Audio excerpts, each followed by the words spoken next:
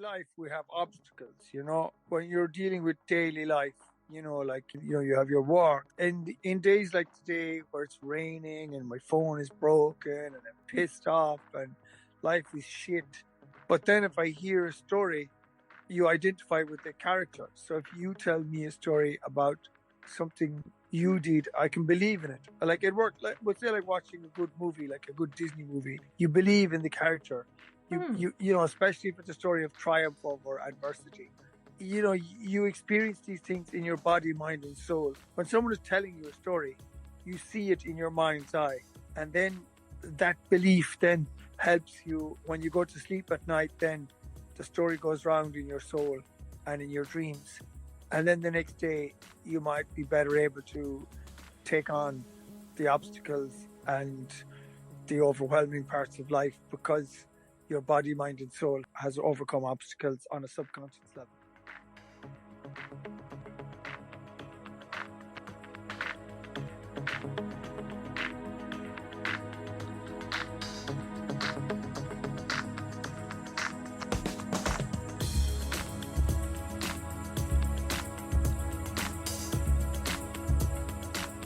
Hi, you are listening to Meditation Jam with Maria Rinné, and this is a pod with igniting energy meditations designed to connect you with your own beautiful inner wisdom that I like to call your pure heart. That infinite, wise part of you that is connecting to all, but also comes with its own journey, its own challenges. And when we connect to this pure heart energy through the igniting meditations, it bypasses all these and goes straight to your core so that you can open up and hear, feel, accept and have fun with your beautiful self. And I see the energy as a key that unlocks parts of us. And I will also invite guests to speak about their work, experiences, journeys, and listen to their wisdom. So before we start, I would also like to just put out a little warning that please don't be driving while listening to the meditation or doing something that demands your full attention, because I know that for some this energy can put you into a deep relaxation, almost like sleep, so please no driving. Okay, so warm welcome and let's start this meditation jam.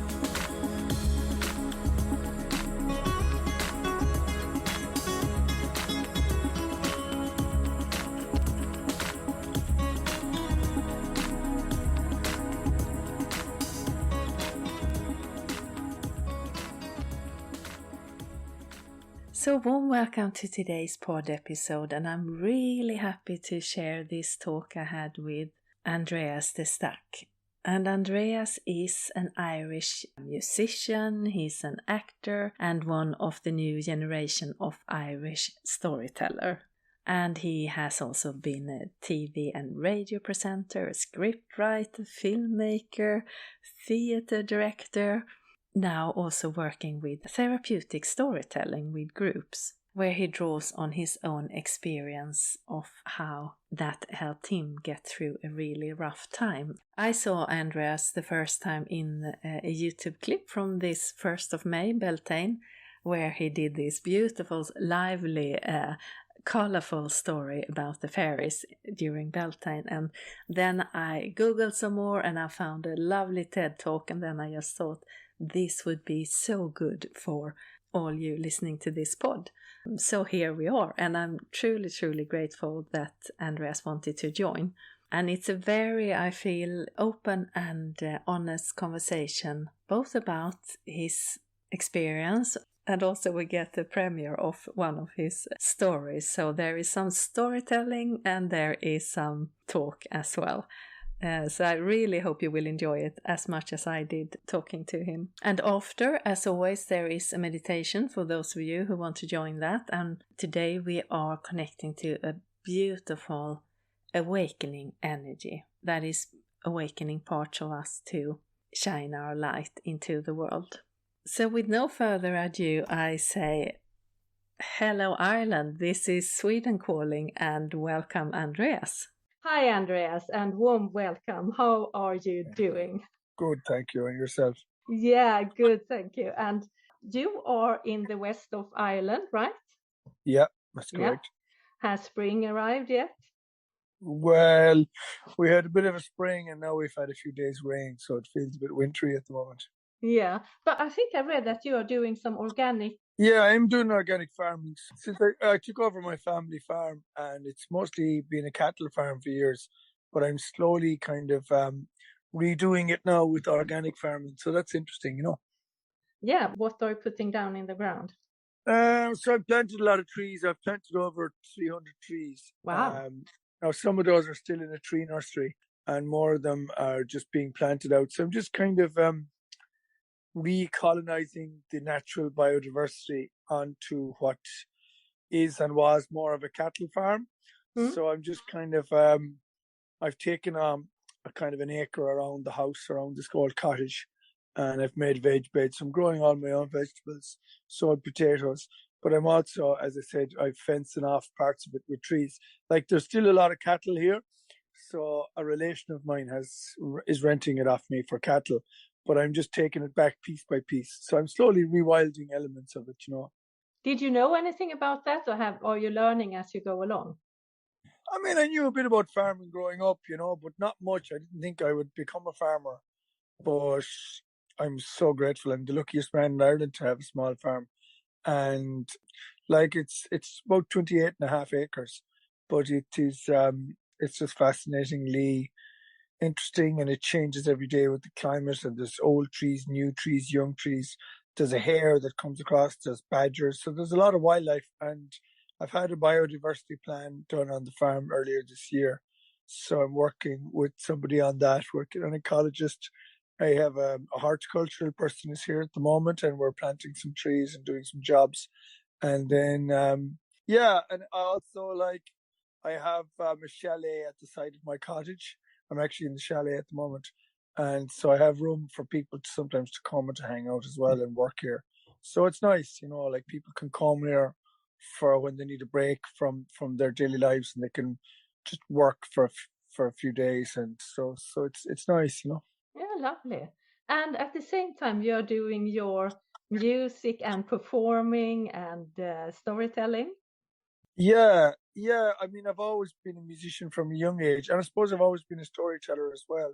Like I grew up in Ireland in the 70s and 80s when there was no mobile phones, no internet, and we only had maybe one or two TV channels. So my cousins had a pub where I grew up on the Mayo-Galway border. And then down here south of Galway in Clare, my grandparents had a pub in Ennistimon. So I suppose I don't really remember much of the old Irish tradition of people telling stories in the houses. But my father was a storyteller and a writer. And I always thought, that when I would get to a certain age, I would just start writing my stories. But I'm a bit dyslexic and a bit ADHD, and I just found over the years it was the telling of the stories was my strongest way to communicate them. Mm. And I've discovered you for myself when you told this, the Beltane. Oh, the Baltina story, yeah, it's a Yeah, special, very special time in Ireland, the coming of the summer. As you can imagine, Ireland has a long, wet winter, like where you are. yeah, And I'm sure you're in Norway, Sweden. Sweden. Sweden. So maybe you're familiar with the long, dark winter, very little sunlight. But the Baltina story is kind of about the summer is great for humans, but for the fairies, it's the end of their big party, Baltina, and they don't reappear again until Halloween.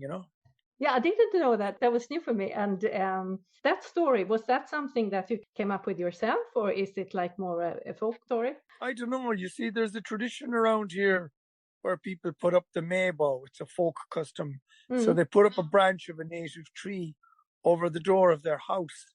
And because there was always a story about the fairies would be passing on May Eve, that the night of May Eve was a night that the fairies would be around. So there was always a bit of that. Then there was, so there's the folk custom around that.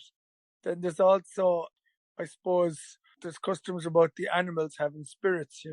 Hmm. And then I suppose the rest of it just came to me. It was just one of those things. I was working with video, the man who made that video at the time, and I was just making it up, and he was saying, "This is good, that works, this doesn't work." So we did it, and we're lucky because sometimes with Irish storytelling, I imagine like a lot of storytelling, the folk tales and the myths, they can go on for hours, you know. And a lot of our ancient myths are just history and prehistory. Whereas doing the Baltimore story came in at about 6 or 7 minutes. It was nice for online. I mean, it's still quite long for online, but for people my age, they were still able to sit and listen to something for 7 minutes. Yeah, for sure. You caught the attention because, as you say, Mm. online it's like 2 minutes and then you're gone in a way. So, for people who don't know, if we just backtrack, so you always had music and storytelling.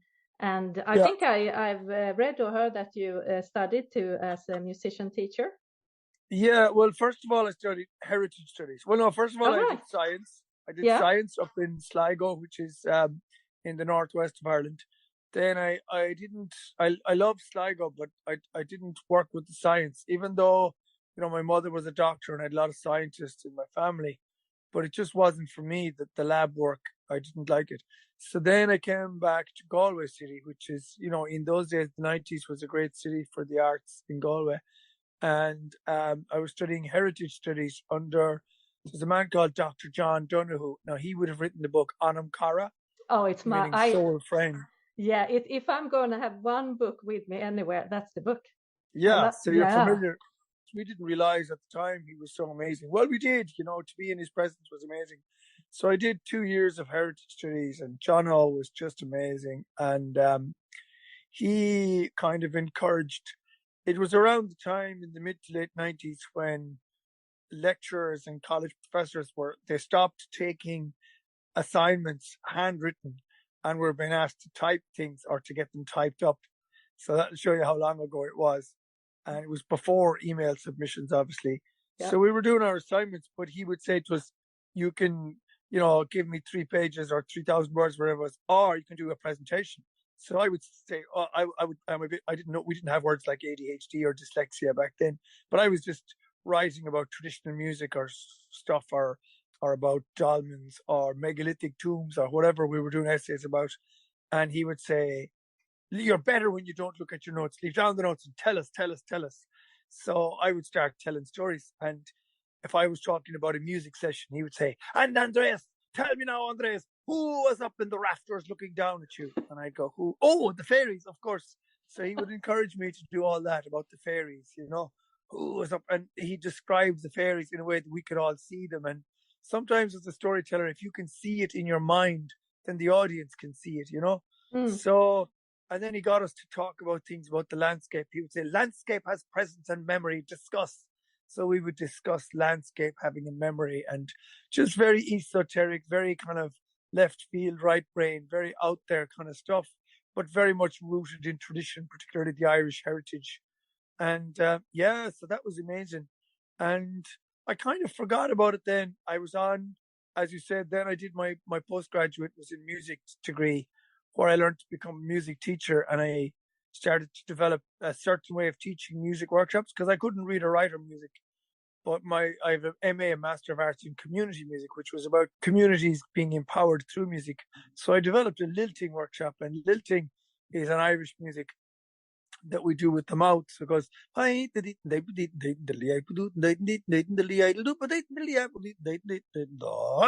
so I developed a workshop with that.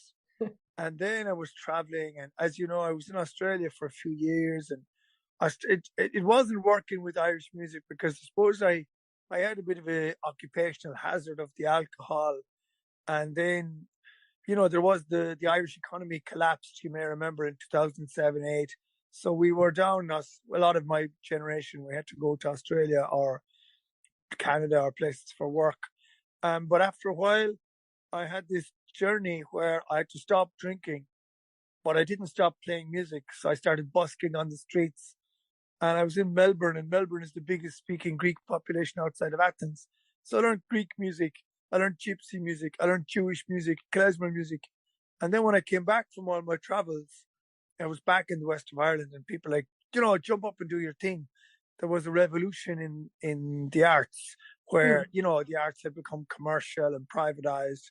and there were some local people in the west of Ireland who wanted to kind of showcase the other side of all that kind of commercialism. So I had to jump on stage, and I just started telling stories and playing tunes without thinking about it. And it became a show called Around the World in 80 Quid, Journey of an Irish Travelling Fiddle Player. And it was all bits of world. It was about an Irish guy myself, obviously, with thinly disguised autobiographical content. But I was telling stories and playing music about my journey. But it was also about my journey about recovery from drugs and alcoholism. So I suppose I had kind of been accidentally dipping into transformational storytelling even at that time. And then in the recent years, I've had a few more stories that have gone out on radio and won awards and stuff. But I've noticed that having trained as a music teacher and being able to teach kind of community music and empower people through music and work alongside music therapists, I've now started to work a bit as a story therapist as well, having having had my own transformations through storytelling. Yeah, I'm thinking that, I mean, we have had storytelling for such, I mean, since man began, as a way of passing along wisdom or morals and how to live. And in your stories, is it more about your story, or is there like a little moral thing or a little, lesson or something, or is it more stories about you? Or not you completely, but entertaining. Yeah, thank you, Maria. That's a good question. I mean, it started as stories about me. It started as thinly disguised autobiographical content. And you see a lot of writers tend to do that. Like, again, in Ireland, we have Oscar Wilde or James Joyce. They'll often start off writing about themselves. But once you learn to get yourself out of the way, you can kind of move on from that and start to learn other stories. So nowadays, I'm learning a lot of traditional stories from around the world, folk tales and mythology. And again, dipping back into Irish folk stories. But I suppose the transformation that I had was through telling of my own story of transformation, by standing up and embodying that, by standing on stage and talking about my own recovery from drinking drugs. I didn't know about storytelling therapy or community therapy or group therapy at that time. It was something I learned about later. I just started telling stories, So now when I do a show, like for example, I have to go to Dublin Friday night, and I will do mostly traditional stories. And I try to do like the Baltimore story, 7 minutes. I have another story about a village under the sea that I do about 15 or 20 minutes. And then, so I tend to do, nice traditional stories in a nice traditional way. And I've kind of developed what's called the bardic style, where I'm using a musical instrument to kind of narrate and soundtrack certain parts of the story. Yeah, and that's, I think, it makes it very alive and inspiring to listen to. What is it you think that it is that makes it therapeutic in telling a story? Why is it good for us, in your experience? I think it's because in life we have obstacles, and it's hard when you're dealing with daily life. Like you have your work. You try to say, for example, some people in Ireland have to try and buy a house, and in days like today where it's raining and my phone is broken and I'm pissed off and life is shit. But then if I hear a story, you identify with the character. So if you tell me a story about something you did, I can believe in it. Like it worked. Like, let's say, like watching a good movie, like a good Disney movie, you believe in the character. Especially if it's a story of triumph over adversity, you suddenly see, you experience these things in your body, mind, and soul. When you hear a story, when someone is telling you a story, you see it in your mind's eye, and then that belief then helps you when you go to sleep at night. Then the story goes round in your soul and in your dreams, and then the next day you might be better able to take on the obstacles and the overwhelming parts of life, because your body, mind, and soul has overcome obstacles on a subconscious level. That's really nice. And you experienced it yourself, going through like your recovery, so firsthand.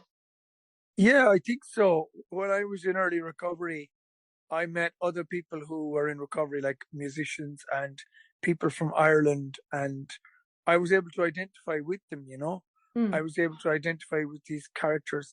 There was also a great Australian poetic writer called Banjo Patterson who had a story called, there was one called Clancy from the Overflow, and he had another story about these horses that broke out, and the horses had escaped into the Australian outback, and all these cowboys, Australian cowboys, turned up to kind of go after the horses.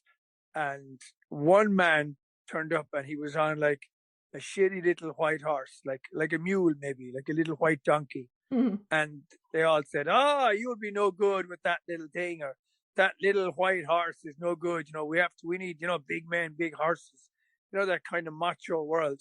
Mm-hmm. The story is obviously set in like the Australia in the 1800s or something.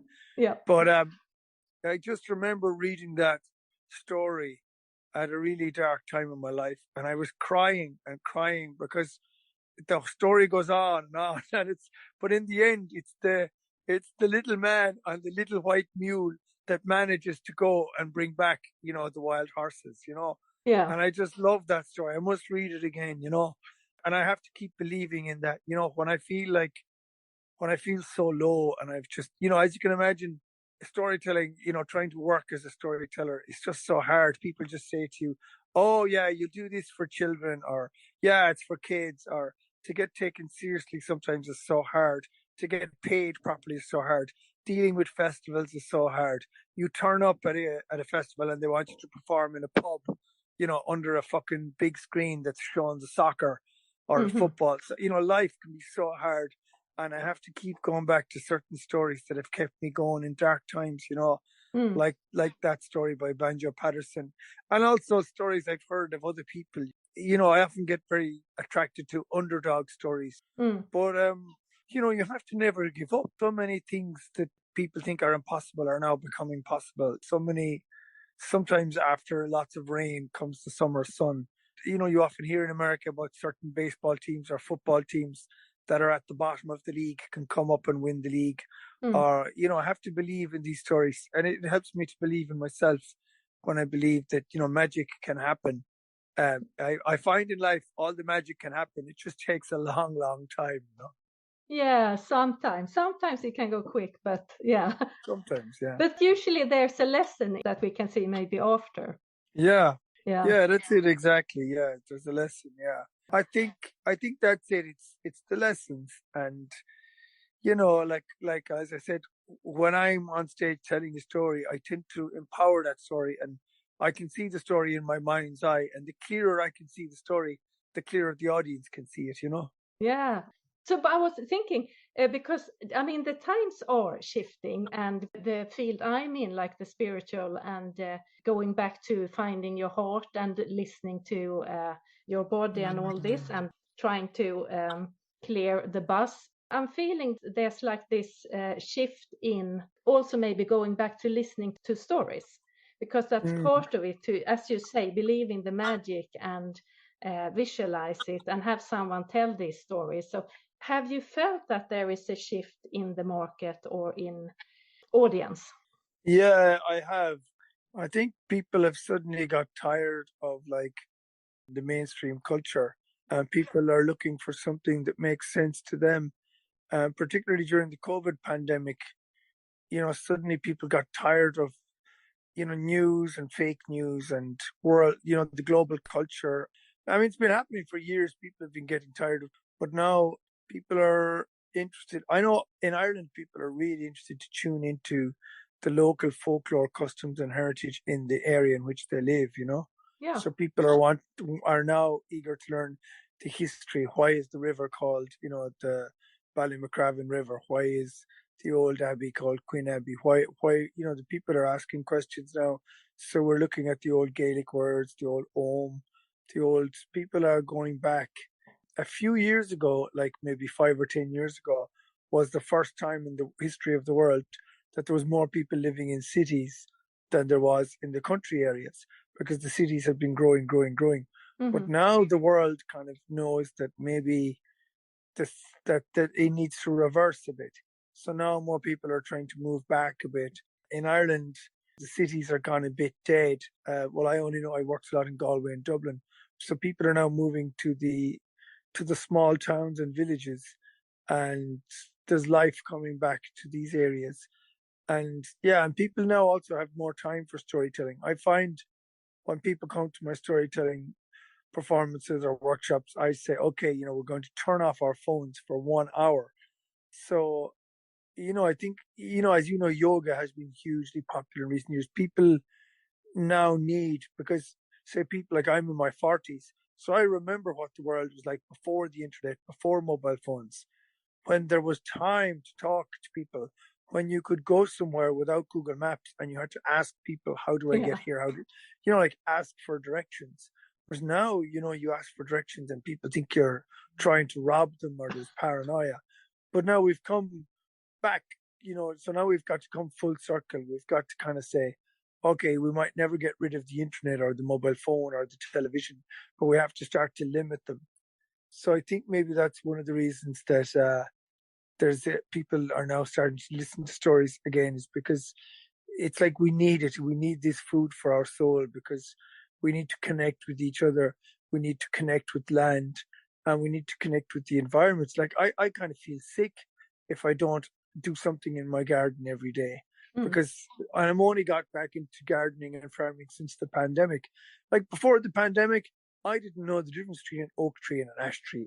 All trees were the same. Whereas now, so it's only the last 3 or 4 years I've got back into the nature, but that has had a huge effect on my storytelling, I can understand. I can see that, and nature gives so much energy, and yeah, as you say, if you're feeling low, you can just go out in your barefoot and stand on the ground, and you feel it come. If you are aware of it, if you're just thinking it's cold and dirty, then yeah, you might not feel it. But that's the part of stopping and just taking it in, which I feel storytelling is part of, because that is a way of stopping your mind and just listening to these heartfelt stories that really catches your soul.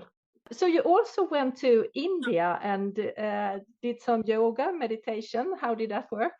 Yeah, I loved India. India is amazing. It's like, what is it, 1 billion people? So you can't say that India is this or India is that. India is everything. You find all kinds of people and all kinds of things in India. Like, it's like the whole world is in India. There's city life, there's rural life, there's beaches, there's people everywhere, and there's all kinds of people. You meet some Indian people that can speak English, speak Irish, speak whatever, and then you meet people in India who speak all these other languages. So you meet all kinds of things in India, and like many people, but they're very spiritual as a people, and the yoga is big there, vegetarianism is big. I had an amazing adventure in India, I suppose, because I was working also telling stories and playing music, and I was mostly in parts of Goa and in Calcutta. And yeah, it's a huge part of the journey for me going to India, because it's like it really is going to another world, because I grew up, all my life in Ireland, and it's, rains all summer and then it stops raining a little bit in the winter. Like today is the middle of May and it was pissing rain today. Oh. But when I go to India, I get this mad, it's like a whole trip, because the sun shines, there's yoga, there's beaches. I mean, you could get that in Spain or other places, but to me, when I landed in India, it was like, wow, I'll never forget it. And everyone is in the moment in India, even the way they talk. If they won't say, oh, you got a haircut. They go, you are styling, like you are styling. Yeah, or I am thinking, it's they talk in the present and they live in the present. So I love that. I haven't been back there now in about 4 or 5 years, but hopefully get back someday soon. Yeah. So, but do you also tell stories in, is it Old Irish or Gaelic or? Yeah, we have our own native language here, Gaelic. It's popular. About 20% of the population speaks Gaelic. Maybe more, maybe 30% now. Mm-hmm. It's having a revival at the moment in the cities. So in many cities like Dublin, Galway, Belfast, and Cork, the Gaelic language is getting very popular. But also in many rural areas are still Gaelic speaking, like in Scotland. So yeah, I was lucky. I grew up in a Gaelic speaking area, um, right between Mayo and Galway. So I speak a kind of a nice Mayo dialect of Irish, and I work telling stories also in Irish language, which is nice because it's very musical. Because you could say, agus huina dunta trasna, agus hui an bod me ar an harige, agus trasna dunta hui an bod, agus hui na dunta na varige, lupudan. I find it very musical kind of language, so I tend to work with that a bit as well, as much as possible. Yeah, it sounds nice. I can't understand the word, but yeah, it's hard to understand, but it's nice. Yeah, so I don't want to take up too much of your time, but it's so nice to listen to you. But do you have a story maybe that you would like to? Yeah, I'll try a new one. Yeah.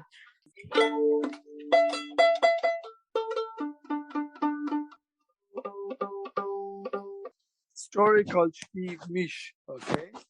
Mm-hmm. And so in Ireland, a lot of the stories change over the years, okay?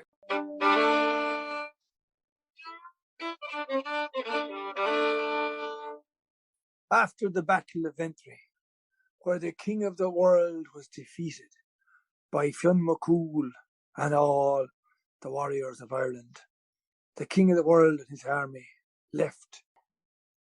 But, as we know from another story, the king of the world had brought his daughter, but she was left up in the mountains. Now, even to this day, you could ask the people in that part of Kerry, and they will tell you that Slieve Mish is haunted. Sometimes it's a warrior with a black dog that can be seen on the hill. Other times it's the screeching of a wild woman. So the story I'll tell for you now is the story of the wild woman. For many years, the people were afraid of Slieve Mish. There was rumours that a wild animal was up in the mountains. Often sheep could go missing. Village people from around the villages and towns were afraid to go up in the mountain. Often there could be heard shouts and screams from the mountain.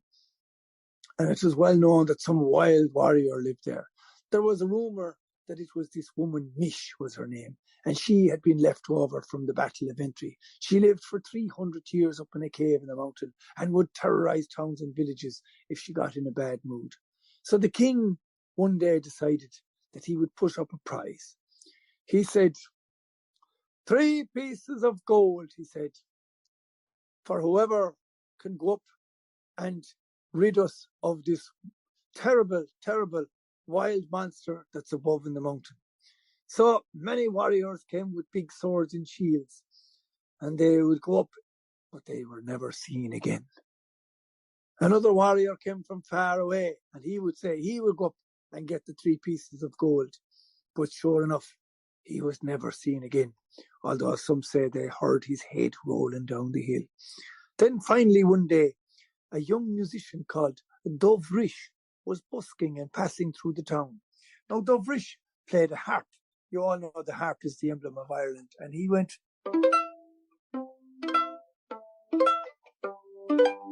and his harp could be heard as he played through the town. And the night that he was playing in the town became wet and dark, and people went off home early. And the next day, he was hanging around the town playing a few tunes on his harp. And he heard about this, that the king was offering a reward for anyone who could go up and tame the wild beast of the hills. So Dovrish said to the king, "King," says the bard Dovrish, "is it true that you're offering 3 pieces of gold if somebody can go up and rid your town of the wild animal that's above the mountains?" "This is true," said the king. 3 pieces of gold I will give if for anyone who can rid us of this terrible affliction we have, that there's a wild animal above the mountains. And so Dovrish with his harp said, "Well, I will bring my harp to the mountains," he said. "But was there any chance," he said, "if you give me the 2 pieces of gold?" And the king said, "Oh, not at all. For if I give you 2, you could disappear like the rest of them. I'll never see it again." "Well," he said, "would you give me 1 and I get the other 2? when I come back, having rid you of this wild animal that's above in the woods. Right, said the king. I'll give you 1 piece of gold and you can collect the other 2 when you come back. So Doveridge took 1 piece of gold in his pocket and he headed up into the hills with his harp. And sure enough, as he was going up the hills, he could hear a wild sound. Ha, ha, ha! It was the sound of the wild beast in the mountains. But Doveridge was not afraid. He walked up with his harp until he came to a clearing at the top of the hill. And as the sun came out in the morning, he started to play his harp. He went...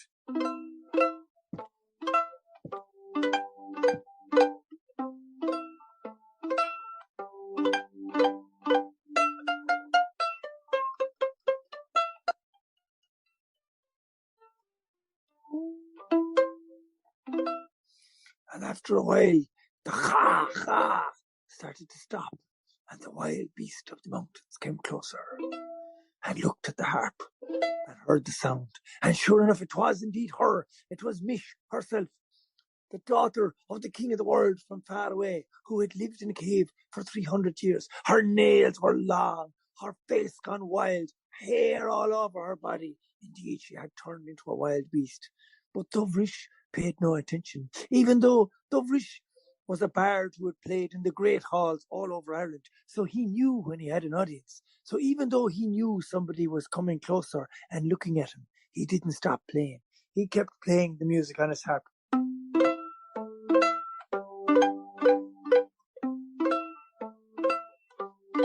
And eventually, when she became really close to the harp, she looked at him and she said, "What's this?" And he said, "Oh, this is a harp. It plays music." And she said, "I remember music."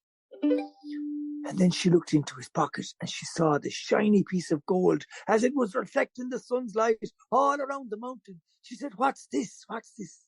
He said, "Oh," as he took the shiny piece of gold out of his pocket, "this is gold." And you all know that in those days women loved gold. So of course he picked up the gold and it shone all kinds of light all around her and in her face and everywhere. And when she picked up the sun's light and then she picked up the piece of gold and shone it at the sun, and she said, "Yes, I remember this." For she was the king of the world's daughter. She had seen the gold in the Spanish galleons and many kinds of pieces of gold. And then she looked at him, and there between his legs she saw something. She said, "What's that?" And he said, "Oh!" He picked it up and he said, "Oh, this is my trickery stick." "What does the trickery stick do?" So he showed her a trick with his trickery stick, and he played the music, and suddenly she became calm and she said, "More, more." She wanted more trick with the trickery stick, but he said, "No, no, no, no. It can only do 1 or 2 tricks in the day. Might do another trick tomorrow in the morning." So she spent the night looking forward to the trickery stick in the morning. And then in the morning, just before he got up, she wanted more of the trickery stick, but first he had to play a tune on the harp. And she sat and she listened to that. And as she sat and she listened, she became calm and meditative. And then she wanted the trickery stick, but he said no. And he took out the piece of gold and he shone it around. And at some point she started to catch her reflection in it, and her reflection in the lake and the clear water, as the music kind of brought the calmness and stillness about her. And sure enough, she started to cut her nails and her hair. And then he did a trick with the trickery stick. And she wanted more, but he said, "No, I can only do 1 or 2 tricks in a day. Maybe tomorrow in the morning." And then down by the lake on the top of the mountain the next morning, as he was playing his harp, she was swimming in the lake.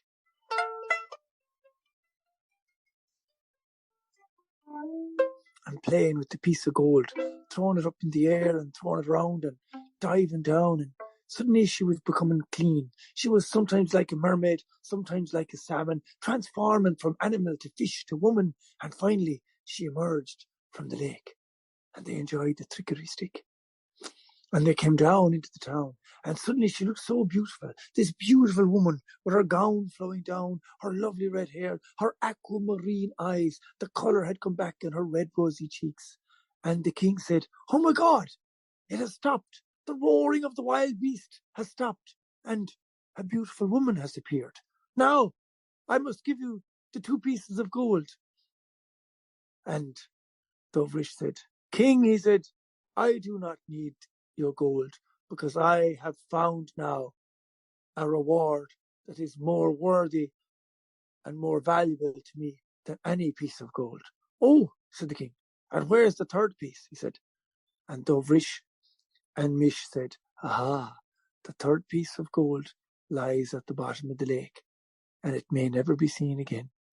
But we are happy, and we will go on our merry way with our harp and the sunshine at our backs.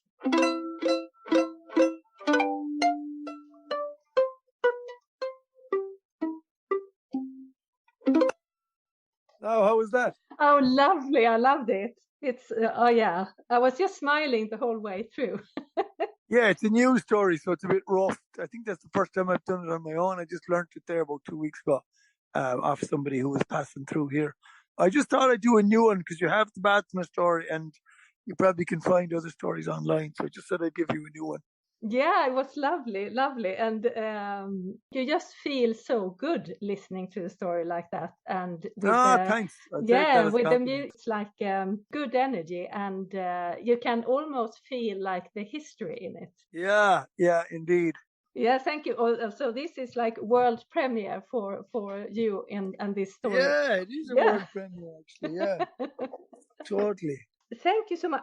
I have 3 questions to all my guests. Yes, indeed. Yeah. So, what is the most positive thing you take with you from what you've been through, or maybe going through? If you had like a lesson or something that you felt like, okay, I went through that, but now I came here. I think the thing is that life goes on. You know, that's the only constant in life is change, but it goes on and on and on.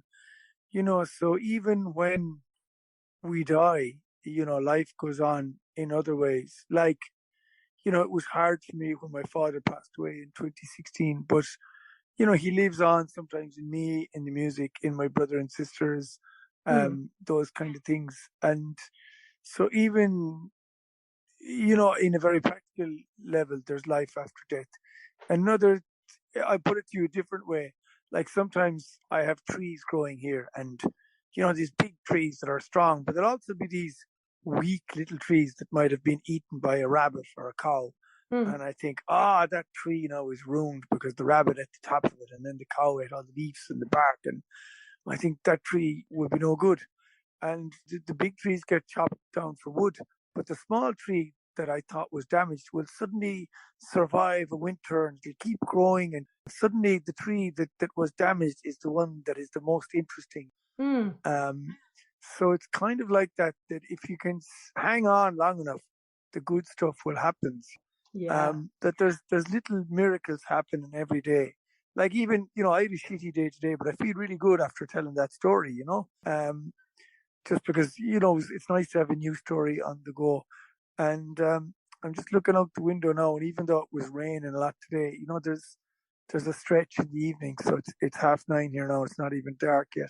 So I think that thing of like hanging on, don't give up, life goes on, and life is never over. You know, even when human life is finished on this planet, there'll be some other kind of life, whether it'll be fungi or whatever, you know, or dinosaurs come back or whatever it is. I think that, you know, that's it. It's the eternity of life. That's I think maybe what I like.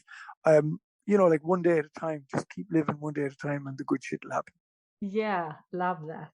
Okay, so the next question, when do you feel most like yourself, at peace and relaxed? What are you doing then?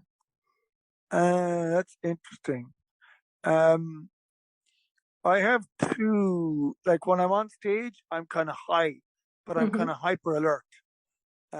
Almost like a hunter. You know, I'm catching things, making up things. Like even doing that story, I was making up bits on the spot, trying to remember other details. So I'm really alive when I'm storytelling, particularly on stage. I can be really alive, and I sometimes I can go down into a story and get improvise into it. Other times I can get very involved in the music bit while I might be thinking of what to say, I might find that I'm playing some very musical thing because if you're doing one thing and thinking about another. So if I'm thinking about a story but playing music, but the music can actually be kind of nice while I'm thinking about the story. So that's when I'm very live. The other time, which is totally different, is when I'm in nature. So when I'm working with the garden and the farm, or when I'm surfing on the sea, I'm kind of alive but relaxed. Mm. Whereas when I'm on stage, I'm alive but kind of more excited. I'm in the game. So yeah, either in nature or telling stories on stage. They're my two kind of speeds. Well, that's a good balance. Mm. Yeah, we need both, I think. We We can't do indeed. we can't only be peaceful. We need to have some action as well. Yeah, but there's not much action in rural Ireland. It's quiet. It's quiet. Yeah, so It you have might to, maybe in the summer it might pick up a bit. yeah, but then you have to create some. You have a field. You can host a festival. Yeah, I have a field, yeah. You can have a festival in the rain with cattle. Okay, so the last question then. So what is joy for you today? And if it was a color, what color would it be for you? I like a colour that's a bit darker than terracotta, but I like a red, purple, maroon that's kind of more of a clay, earthy colour. So I'm looking for a colour that's kind of terracotta. Like it's like a faded red. I like when red is red, but I like when it's faded a bit. So that's one color that I really like, especially this time of year. Coming into the summer, I don't see it, because everything is green, obviously, and Ireland's a very green country because it rains a lot. But there's a red sometimes in the bark of the trees, or in County Mayo, where I grew up a lot as a child. There's a red that comes out in the rock sometimes in West Mayo, Ah, and you'll see that, but like a natural red, like a kind of like a beetroot sometimes has a lovely red. If you yeah. cut a beetroot, I like those kind of shades, like from a beetroot red to a kind of an orange terracotta. I like those colors. Mm. When I was in Argentina and Brazil, sometimes the terracotta, like I think terra as in the ground, the terracotta red was on the ground. There was the red dirt. There's Oh, also yeah. red dirt in hot countries like India and Australia. I was just going to So say Australia. I remember yeah, it was, has a yeah, red dirt. Yeah, yeah. yeah. A friend of mine actually wrote a book called Red Dirt about the Irish in Australia.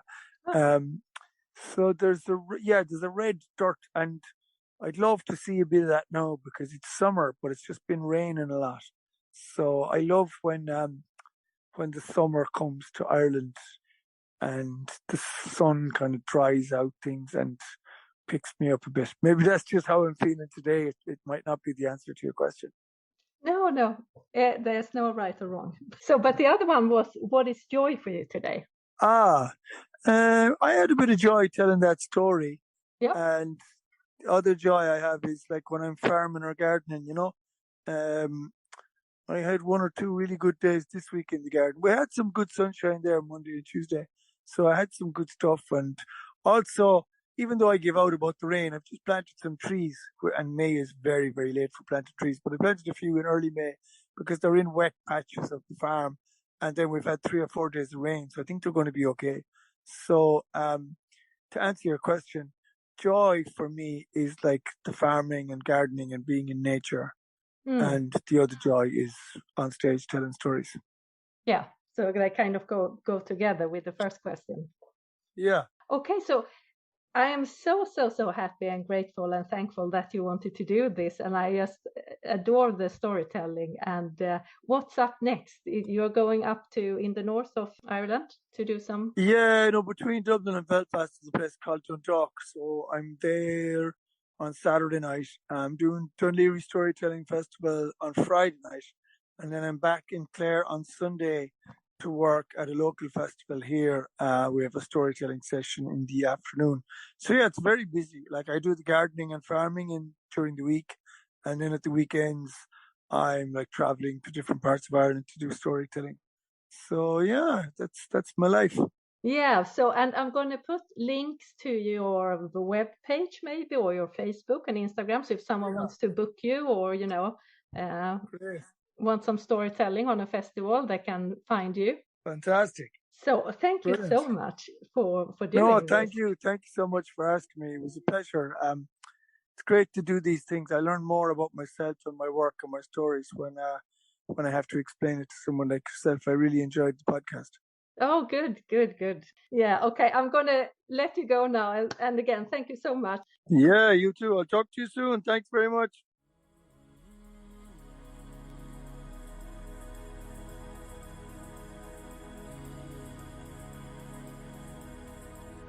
Okay, so again, thank you so much, Andreas, for joining today. I'm truly, truly grateful for having the opportunity to talk to you and hear a story and your own transformational story throughout life. So thank you, thank you. And for those of you who want to do a meditation, we are today connecting with a really warm and lovely energy that is awakening your body, awakening parts of you that it's time to allow to come forth and shine out into the world. So you could, if maybe you like to press pause and just have a little stretch before we continue, or please get seated in a comfortable position. Maybe you're lying down. Close your eyes, keep your palms up, your back straight, and let's do some meditation jam. So we start by taking 3 deep breaths.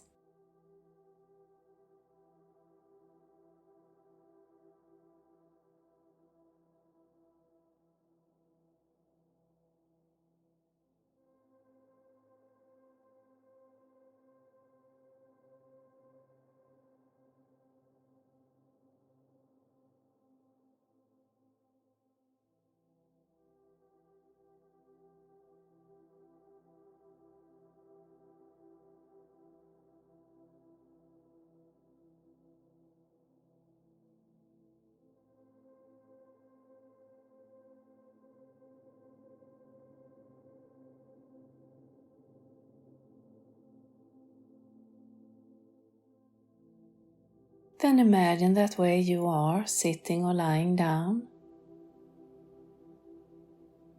there is a pillar of red healing earth energy that is coming from Mother Earth. And it's going up through you, around you, covering your body inside and out and continuing up and out into the sky and the universe. And we now have this red healing earth energy keeping us grounded on this journey. And imagine that there is a similar pillar of divine bright light, a universal energy that is coming from above. And it's going down through you, around you, covering your body inside and out and continuing down into Mother Earth. And we now have this universal energy keeping us balanced on this journey. And we take another deep breath.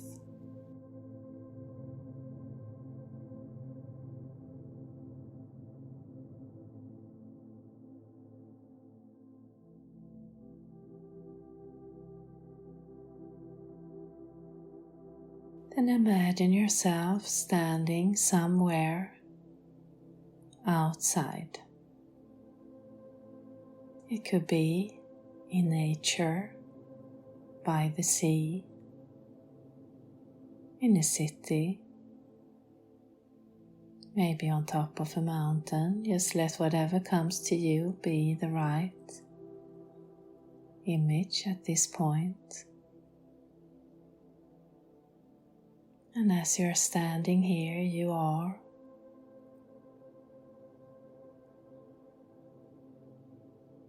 relaxed, feeling Mother Earth holding you steady. Maybe you feel a slight breeze caressing your body. and it's a beautiful day.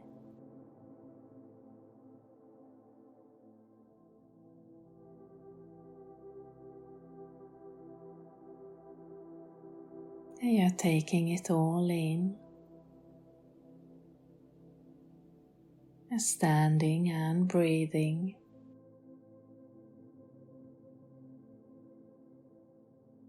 And in front of you, you have a beautiful, strong, shining sun.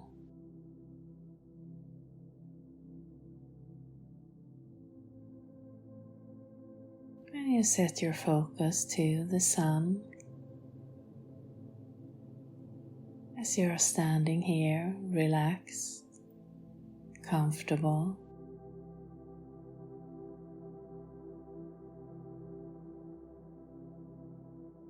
And feel the ray of the sun warming your body.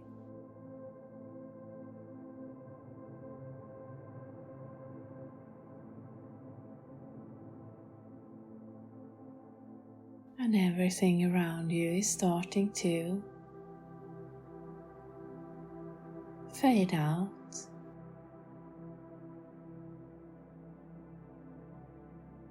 And it's just you and the sun.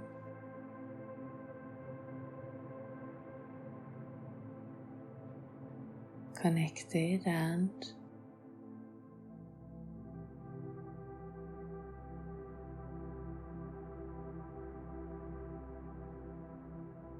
harmonized in your vibration,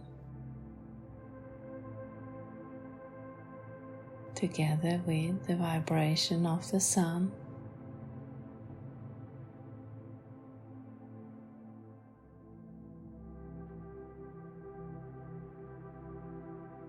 And as we take another deep breath, feel how the energy from the sun is expanding in your body.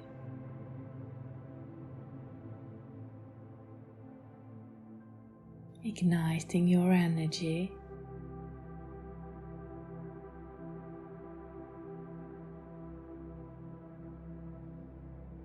Awakening your slumbering parts to yourself,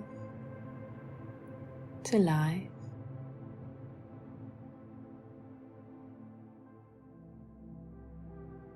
Almost like a wake-up call. And all you have to do is take it all in and allow this energy to move through you from the sun.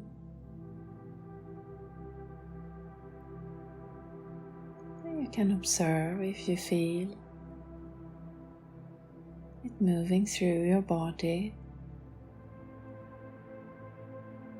or just relax and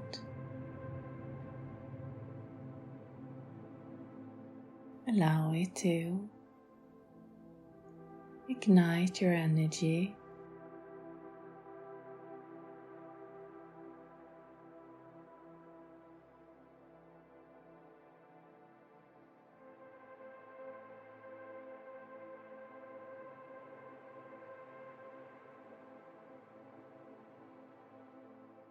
And there is nothing you have to do right now. No thoughts that needs to be solved. You can just relax and let this energy move through you.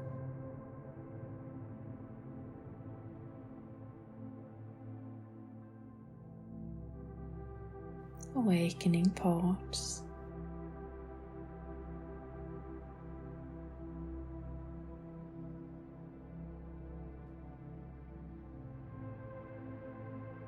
of you that is ready to come forth.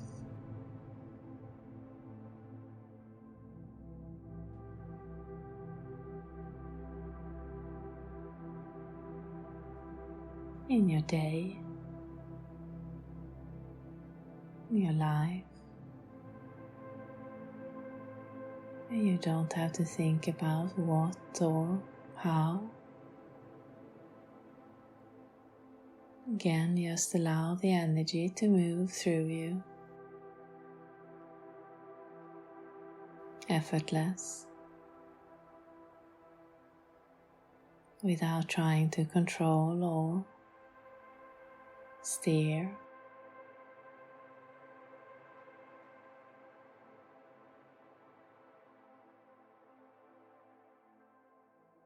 And if you can't see or feel or get anything, don't worry. Just by you being here listening to this, your energy is doing the work for you. So you can just relax and keep on following this journey.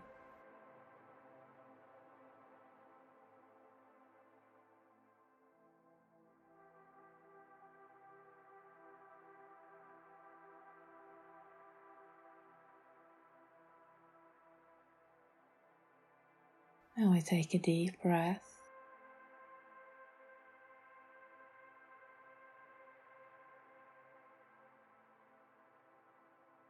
Now you can see yourself as you are standing in the spot that came up for you.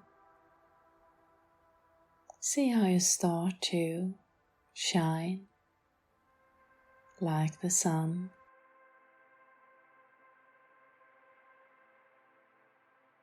From your heart,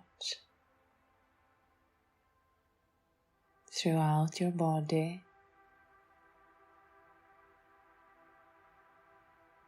into the surrounding where you are. And it's an infinite energy, so no holding back. Just allow it to move free and expand in its own pace. There are no right or wrong, just energy.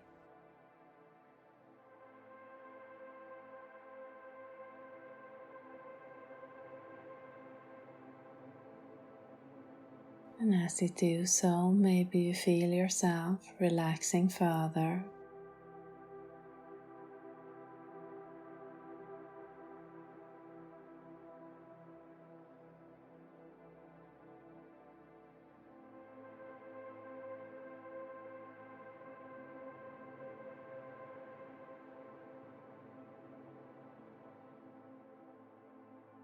And it's a lovely transformational energy that is awakening your body, the parts of you that are ready to step forward, to explore and enjoy life, feeling peaceful and connected.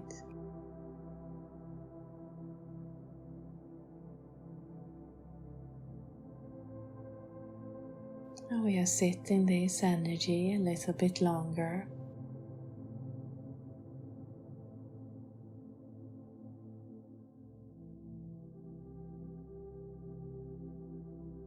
And if you like, you can observe in your body, in your physical body, if there is anywhere you feel tension,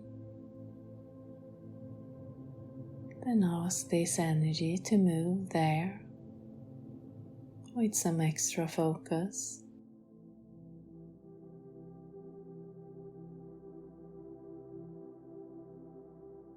To let go and harmonize with this soft, beautiful vibration.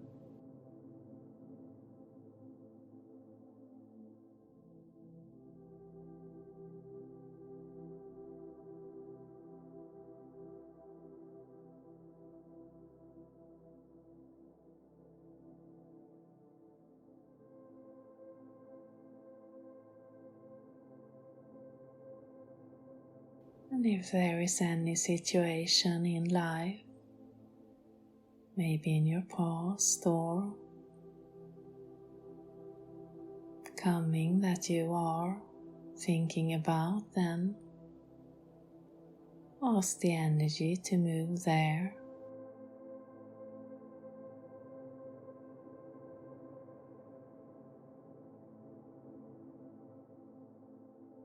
To release anything holding you back.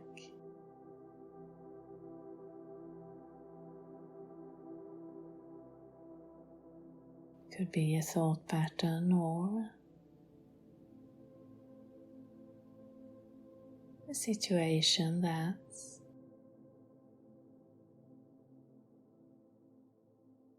you've been involved with or you have coming up. You send this beautiful light energy to it and then let go without trying to adjust or control the outcome. Just allow it to move free in its own pace.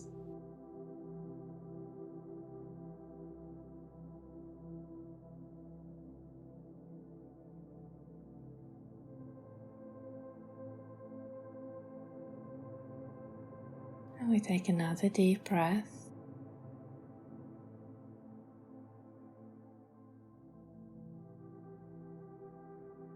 And you can start to come back into the space where you started.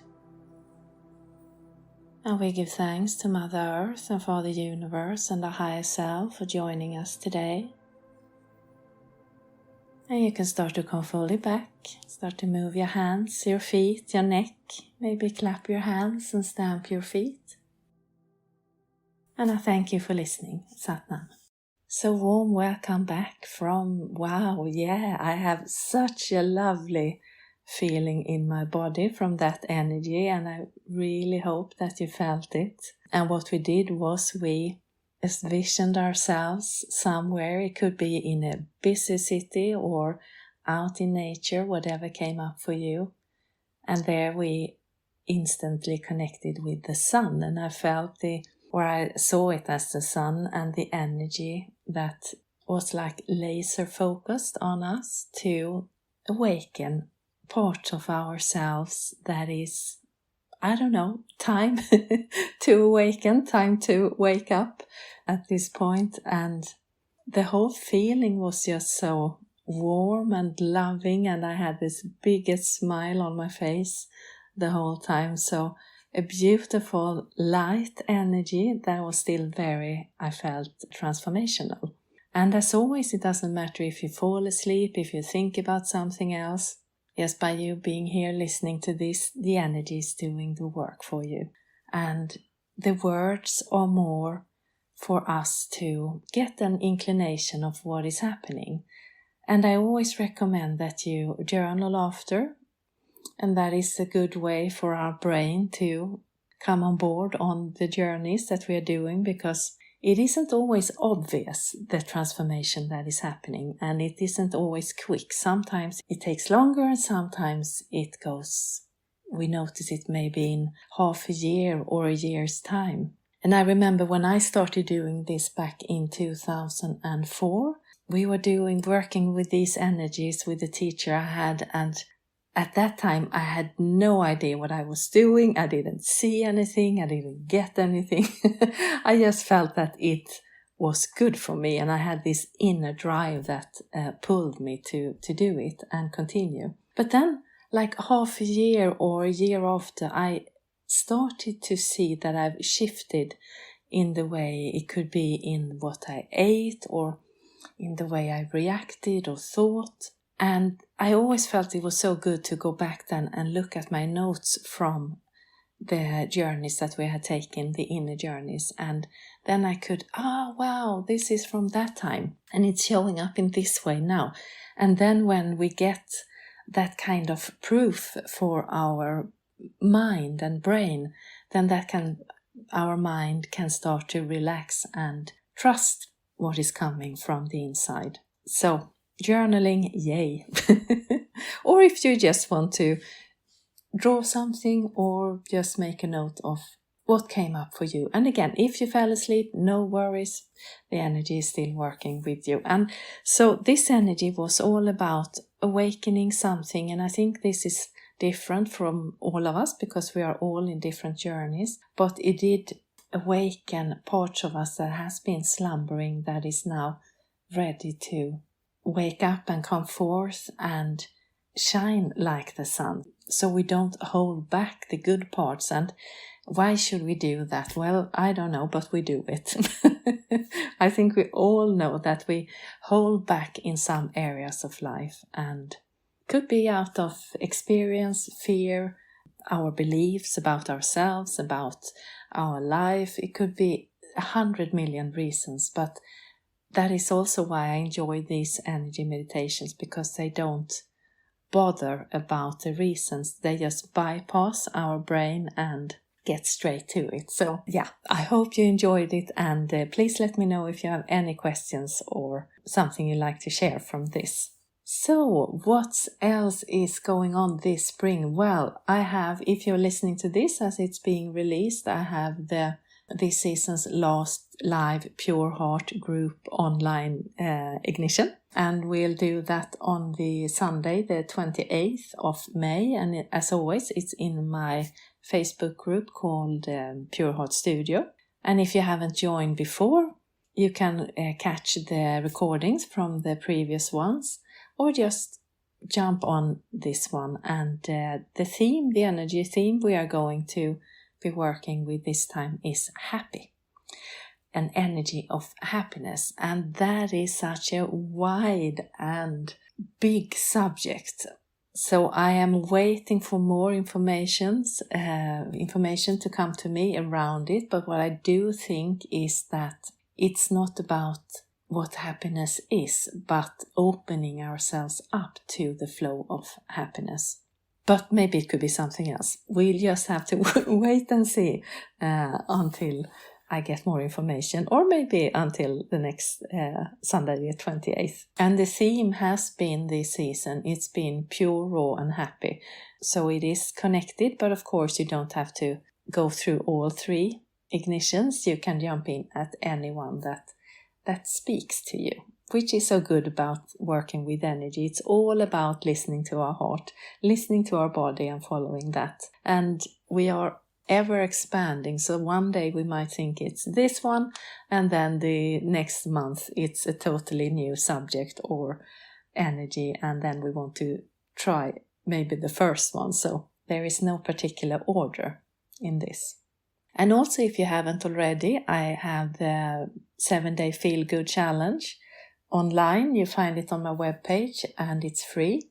And it's a meditation, there are tools, there are an ebook, there are some EFT we are working with. And even if you don't feel like you're in a bad vibe or in a funk, then I would still recommend that you check it out, because when we are in a funk, we are not maybe always that receptive to do this kind of thing. So then you at least have the tools at your side that you can use.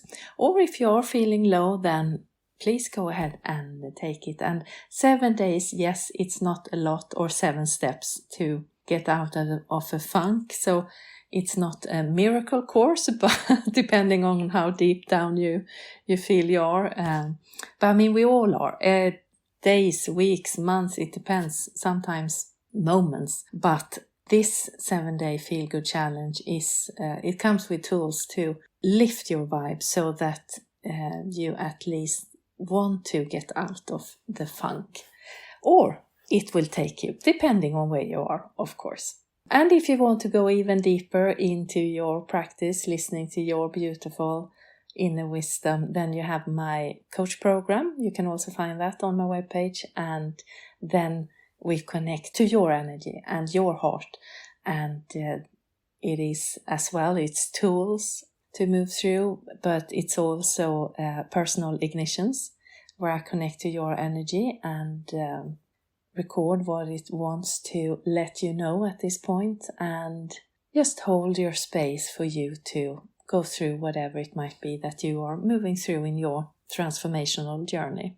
So, and I just want to say I'm so happy and thankful for Andreas to have joined today, and more storytelling to the world. I think it would make it a better place for sure. It is so uplifting and soul warming. So I'm so happy that I found this YouTube clip and then found Andreas, and for him to join in this podcast for you to hear as well. So big thank you again. Yeah, so have a beautiful day and week until the next time. Satnam. You have been listening to Meditation Jam with Maria Rinné, and I am so grateful that you have joined today with your energy. If you liked it, please remember to subscribe, hit the like button and leave a review if there was something specific that you enjoyed. And you will find more links in the text below from my guests and also to my social media if you like to follow me there. So thank you again for joining, and I hope you have a beautiful day, week and month. Satnam.